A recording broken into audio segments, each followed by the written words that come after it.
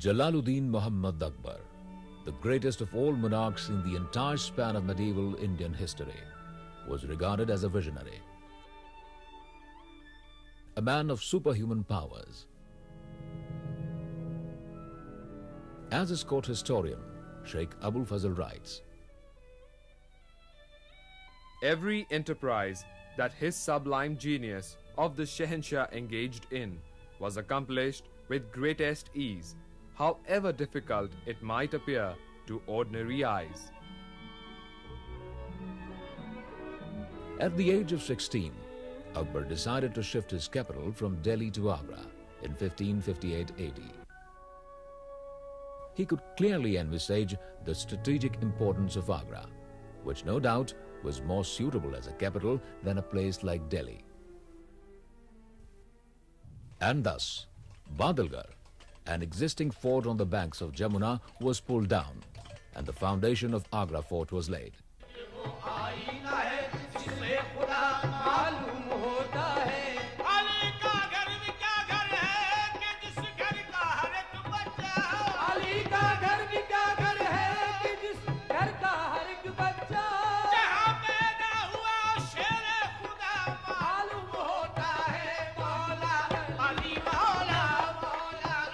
His Majesty has built a fort of red sandstone, the like of which travelers have never recorded.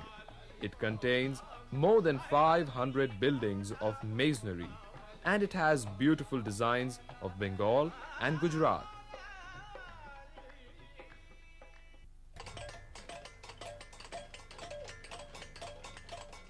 Every day, 3,000 to 4,000 active builders and strong armed laborers carried on the fort building.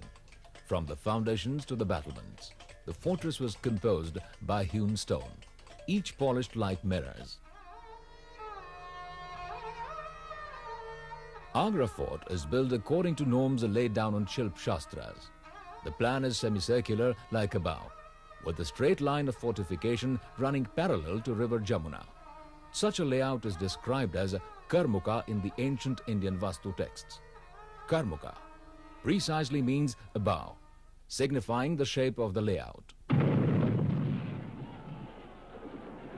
Militarily, the fort was impregnable. It was considered to be the strongest fort in the plains.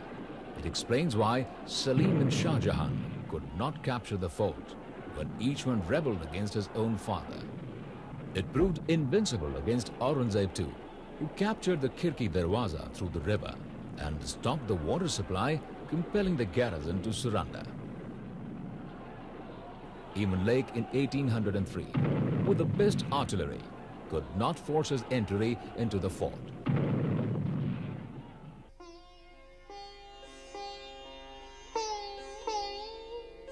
There are two main gateways of the fort. The Delhi Gate, considered to be the principal gateway facing the city. It has extra strong bastions, high ramparts and battlement parapets. Abul Fazl recorded among the events of 1565.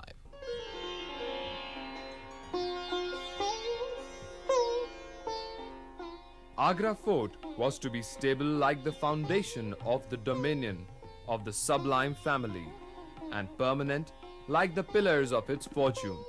The excavations were made through 7 strata of earth.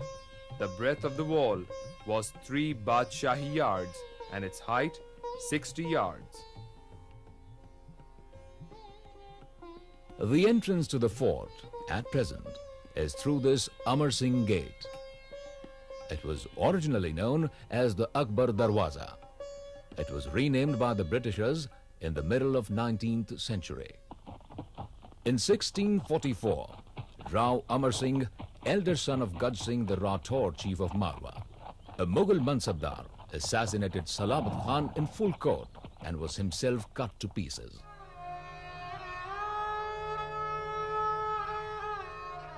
The Britishers circulated the story that Amar Singh escaped alive on horseback and jumped over the ramparts across the moat.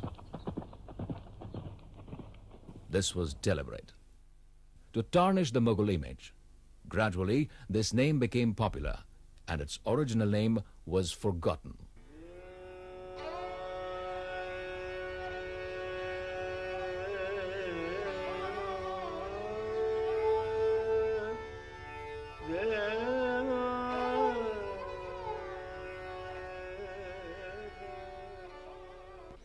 What we see right here in red sandstone is Jahangiri Mahal.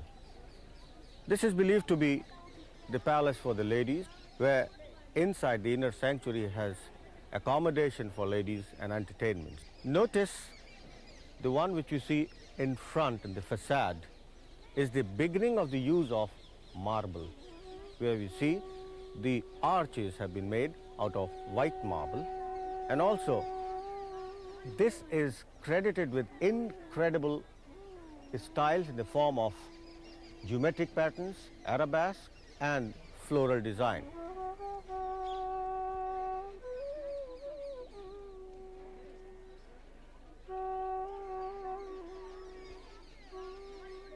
Up there are 4 balconies. The 2 in the front have got the yellow columns, and that is believed to give audience to the people by the Queen. There is a star in the intrados of the arch. That star at times looks like the Star of David, but that is, to my understanding, a simple geometric pattern which has been put right in the intrados of the arch. What we see here is a tub which was presented by Mirza Raja Jai Singh in 1611, which is out of one piece, and we get all the dates and information by the calligraphy done onto the outer rim of this tub. The western facade on the riverside of Jahangiri Mahal has also been artistically treated.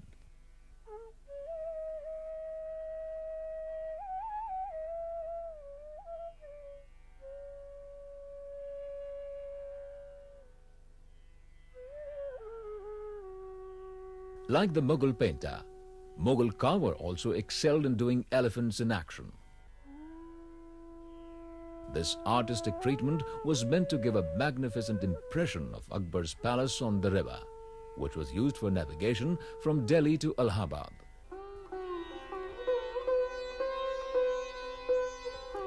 Inside the Jahangiri Mahal is this beautiful courtyard, surrounded by assembly halls. This hall is small in dimension, with a lado ceiling which may be termed intermediary space, filled by panels, supporting a flat ceiling in the center, all of stone. This is how arcuate and trebuchet systems have integrated into a uniform method with the help of stone elements. It resembles the ceiling of the Man Mandir, Gwalior.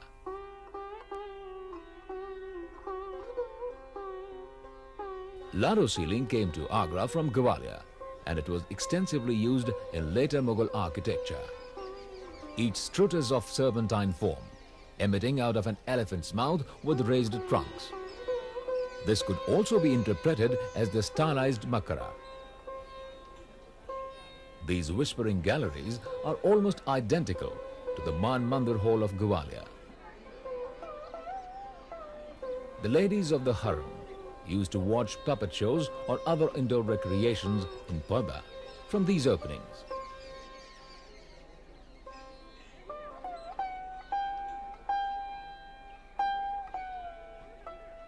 We are now inside the Jahangiri Mahal, and notice the character of this place architecturally is square in plan, exactly on the Rajput styles.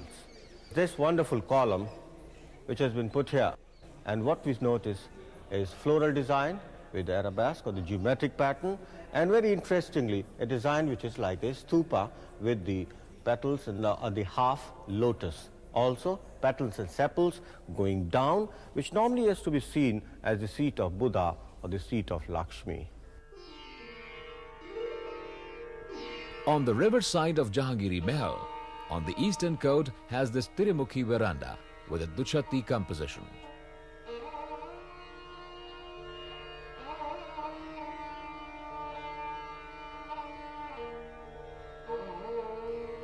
Well, this is the rear part of the Jahangiri Mahal. It is the backyard where we have an open courtyard with beautiful relief work in the form of geometric patterns, and also a wonderful archway with inverted lotus buds. What we see underneath is a beautiful frame like a niche, and within that a wonderful medallion having the solar motif design. As per the Islamic traditions, they are not supposed to portray anything with life to be either painted or sculpted. But with the coming of the third Mughal emperor, Zil-e-Ilahi Jalaluddin Muhammad Akbar Pad Padshahi Ghazi, what we see a very soft departure from a strict adherence to Islamic laws and tenets, where we see portraying of life into the architecture. When it comes to that, what we notice are some birds in that corner niche, and also on the frieze up there we have some ducks and geese and different kinds of birds. Very interesting. What we see there is white marble against red sandstone, which is symbolizing sun, which is in fact worshipped amongst Hindus as the power and cult of atom. And lately this became the national emblem of the Mughals. During his reign, Emperor Shah Jahan dismantled nearly all the structures that Akbar and Jahangir had built inside the Agra fort and replaced them with white marble. In the first year of his accession, Shah Jahan built this flat-roofed rectangular structure called Diwan-e-Aam. Constructed of red sandstone, this pavilion is covered with highly burnished plaster, giving it the appearance of white marble. The hall of public audience, or Diwan Khana-e-Aam. This was the place where emperor used to listen to petitions and imparted justice and met with all important people. The emperor used to sit in the middle, and all his courtiers, ministers and the prime minister used to sit according to their status.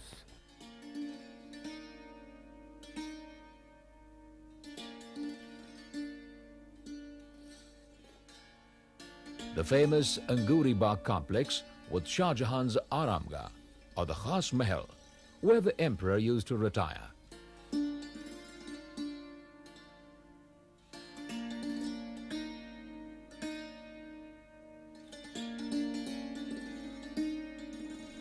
The living quarters of Jahanara, Shah Jahan's eldest and most devoted daughter, known as Begum Sahib. She assumed the responsibilities of chief queen after the death of her mother, Mumtaz Mahal, in 1631.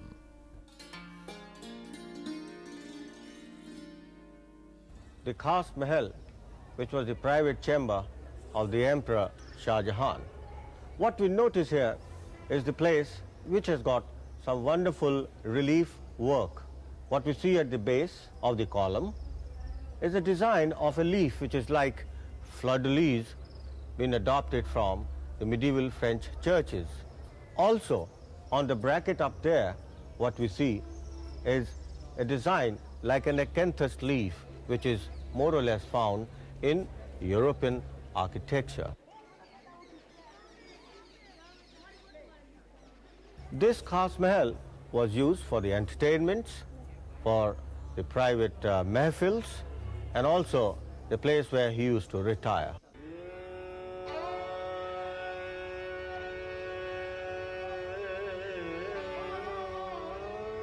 This has got some translucent marble, and it would look very wonderful in the morning when the sun rises.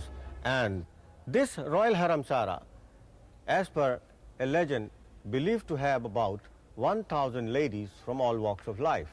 There were ladies even from Europe, and as per one of the professors, Professor Munilal, the ladies in here, in all about 300, were from Italy alone. The harem of the Mughal time was more or less an institution in its own right, because the ladies, those who excelled in various arts and crafts, were inducted into the harem out of their own choice. Yes, they cannot marry, but they were the part of the royal seraglio.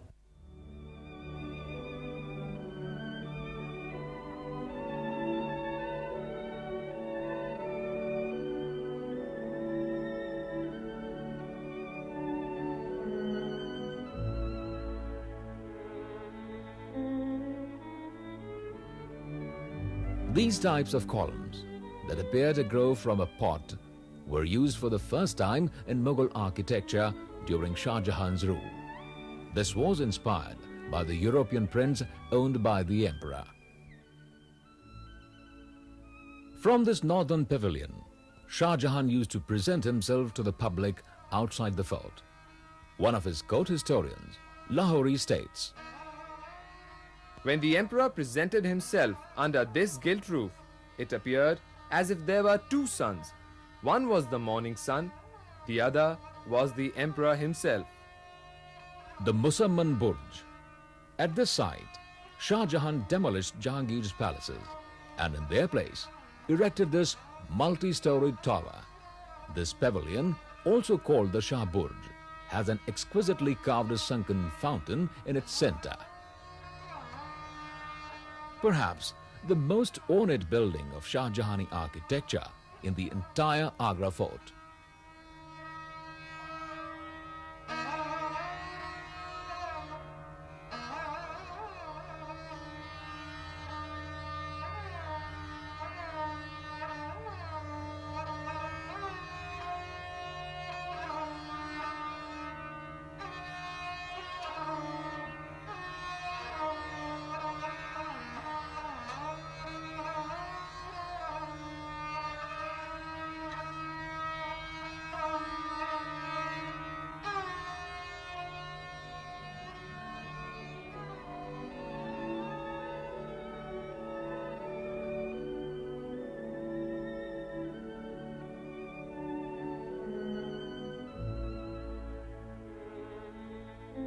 This has some wonderful inlay work which are pre-Taj Mahal, because the use of the lines, the stones inlaid are very thick, whereas on the Taj Mahal they are very fragile and very thin. The number of stones used are different in the Taj than what we see here. What we notice is the petrified timber and petrified seashells, which are jasper stones of that time. This was the place where Shah Jahan was kept under confinement by his own son Aurangzeb. It was all because in the absence of the law of primogeniture being absent as per the Islamic jurisprudence.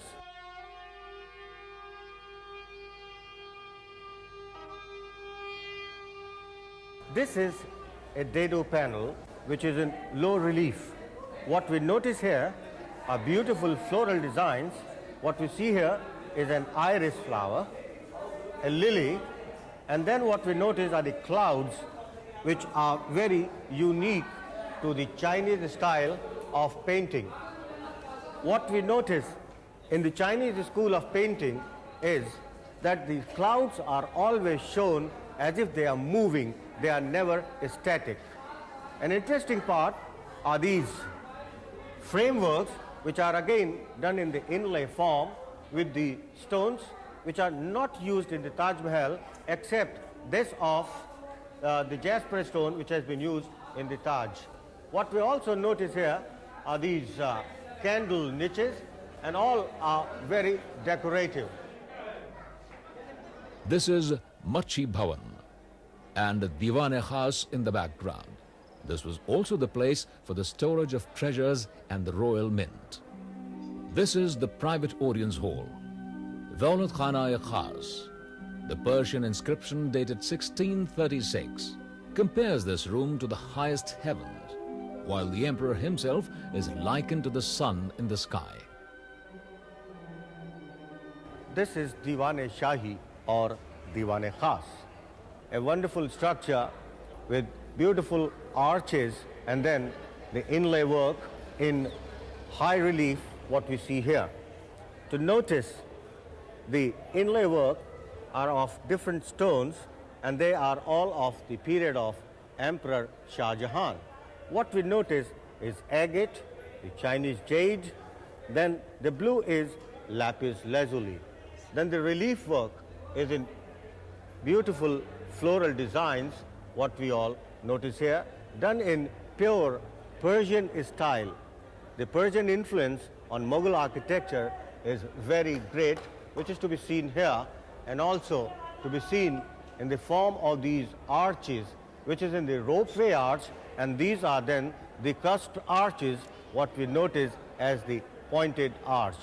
Also, the most beautiful part are these screens which are filigreed. These are ventilators, those who are working to get the wind, and inside they were using carpets and cushions. Very interesting part, furniture was not introduced during this period of Emperor Shah Jahan or earlier. Furniture in the Mughal were introduced later by the later Mughals, and that was brought in India by the British and the French. The famous Black Throne of Jahangir, made up of touchstone. William Hawkins, the English traveller who lived in India from 1608 to 1611, has recorded. The manner of his praying when he is in Agra is in private fair room upon a godly jet stone, having only a Persian lamb skin under him. This red sandstone structure here, the Meena Bazaar, and this was the place where the emperor used to sit, and the only persons allowed in the Meena Bazaar to manage the market to attract the attention of the emperor were the ladies only. There was no male who was allowed in the Meena Bazaar. Behind which I can see the private mosque known as Nagina Masjid. It is more or less a copy of the famous Pearl Mosque of Shah Jahan. Now this Nagina Mosque is believed to have been used by Emperor Shah Jahan when he was under house arrest. Nagina Masjid, small but beautiful. It's almost like a pearl within the galaxies of various mosques in India. This was for Emperor Shah Jahan. The eaves which you see with the curve up is very Bengal school of architecture. They are cusped or engrailed arches and also known as the four-centered or the pointed Mughal arch.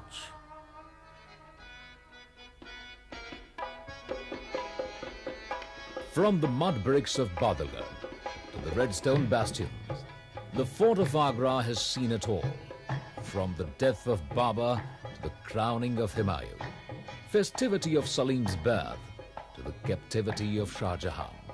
And the fort remains a reflection of the glorious past of what was the great Mughal Sultanate.